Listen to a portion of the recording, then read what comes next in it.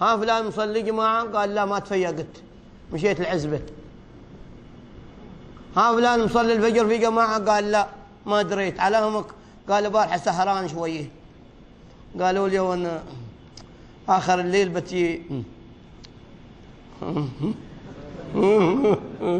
ها فلان مصلي الظهر؟ قال لا يا اخوك شويه مشغول، حد عاز مني. حين عاز منك تحيد. وايد العزايم الحين بيني وبينكم. ليش يا جماعه؟ بذكر لكم قصه بس قبل سمعون الصلاه على النبي. واحد يشتغل حداد. يشتغل ايش؟ حداد. ها شباب اسالكم سؤال، ايش يشتغل الحداد؟ ايش عمل الحداد؟ يسوي الجبس؟ يخيط ثياب؟ ايش يسوي الحداد؟ يدق حديد. احسنت. ظاهر باقيين مال العرب اول، لان الحين الشباب الجديد موديل 2015 ما يعرفون هذه الامور، او العن تاثر على بشرتهم وتحصله ما شاء الله ويتمشمش ويهبوه.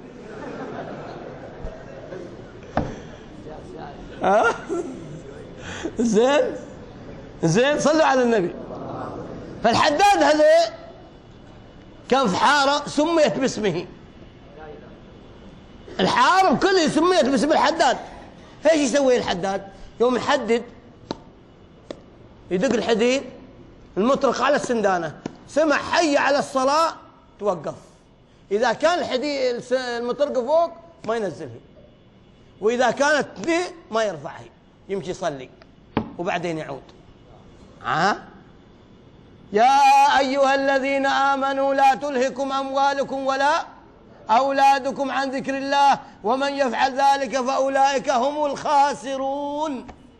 ليش تلهينا أموالنا وأولادنا عن ذكر الله؟ ما عندنا وقت؟